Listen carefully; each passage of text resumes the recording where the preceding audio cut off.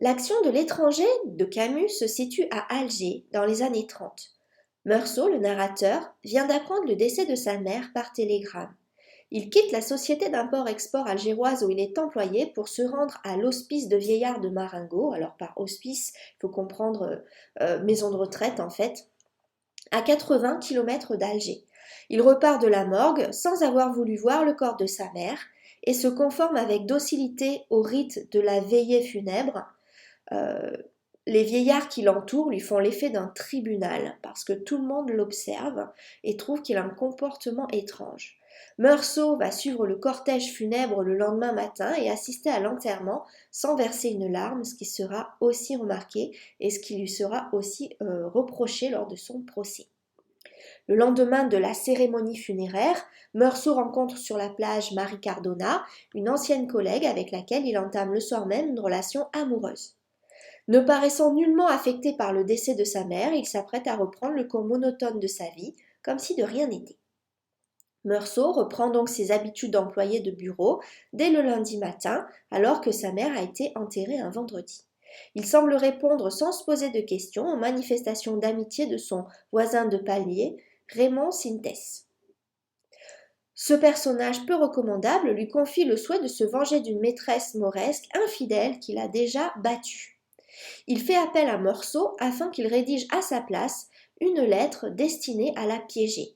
Meursault accepte encore une fois de façon docile. Une semaine ordinaire a passé. Le samedi, Meursault et Marie sont allés se baigner. Le dimanche, les bruits d'une violente altercation entre Raymond Sintès et une femme leur parviennent. La police intervient. Raymond, convoqué au commissariat, sollicite le témoignage de Meursault. Meursault et Marie sont invités par Raymond à passer le dimanche suivant dans un cabanon près de la mer. Marie propose à Meursault de se marier. Il accepte de l'épouser pour lui faire plaisir, mais en montrant une totale indifférence. Le vieux Salamano, son second voisin de palier, lui confirme qu'il a été l'objet de vives critiques dans le quartier après sa décision de mettre sa mère à l'asile, donc c'est-à-dire à la maison de retraite en fait. Raymond, Marie et Meursault s'en vont passer leur repos dominical dans le cabanon de Masson, un ami de Raymond. Ils s'aperçoivent qu'ils sont suivis par un groupe d'Arabes. Parmi eux, Raymond reconnaît le frère de la maîtresse infidèle avec lequel il a déjà eu maille à partir. Après le déjeuner, les trois hommes se promènent sur la plage et tombent sur deux membres du groupe d'Arabes. Une bagarre s'ensuit pendant laquelle Raymond est blessé par arme blanche. Plus tard, quand Raymond et Meursault retournent sur le lieu de la lutte, l'irréparable se produit. Meursault s'empare du revolver de Raymond et comme poussé par la force des événements et l'aveuglement du soleil, il tire 5 coups de feu, tuant ainsi un des assaillants. Meursault est alors arrêté. Il subit plusieurs interrogatoires. Son avocat le presse de s'expliquer sur son impassibilité à la mort de sa mère, tandis que le juge d'instruction lui demande les raisons pour lesquelles il a tué l'Arabe sur la plage. Son attitude apathique et indifférente irrite le juge et aussi l'avocat. Le juge le sermonne et lui parle de Dieu. L'instruction s'étale sur 11 mois. En prison, Meursault est mis dans une cellule isolée. Si les premiers temps de son incarcération sont difficiles à supporter, il se résigne assez rapidement en se réfugiant dans le souvenir et le sommeil. Il reçoit une seule visite de Marie au parloir pendant laquelle il est incommodé par le brouhaha ambiant. Le procès se tient en été, un an après son emprisonnement.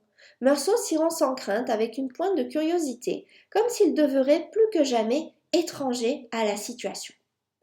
Les témoins défilent à la barre. Le directeur de l'asile pour vieillards, puis le concierge, s'indignent de l'insensibilité que Meursault avait manifestée à la morgue puis à l'enterrement de sa mère.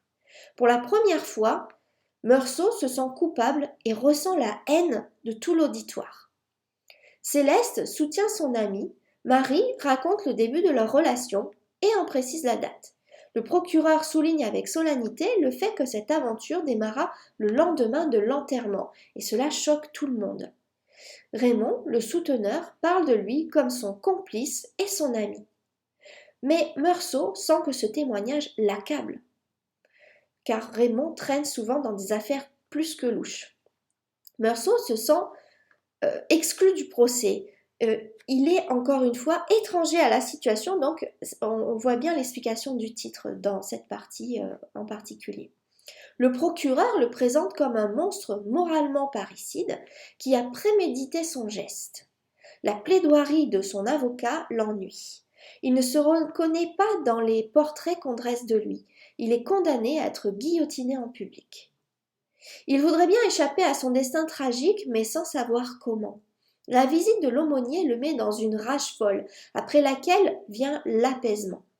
Il pense alors à sa mère pour la première fois et prend conscience de son sentiment de bien-être. Il en vient à souhaiter qu'une assistance nombreuse et des cris de haine accompagnent son exécution afin de soulager sa solitude et d'accomplir totalement la haine qu'il éprouve envers la société et qu'elle lui renvoie. Donc on voit à travers tout le roman que le titre L'étranger signifie avant tout que Meursault est étranger d'abord à ses propres sentiments, ensuite à sa propre vie, notamment au moment de la demande en mariage, et ensuite il devient étranger à la société et étranger à son destin qu'il ne peut s'approprier que dans la mort en fait. Et c'est pour ça qu'il souhaite que sa mort soit un spectacle. Vous pouvez recevoir mon analyse complète de cette œuvre en cliquant sur le lien correspondant dans la description en dessous de cette vidéo.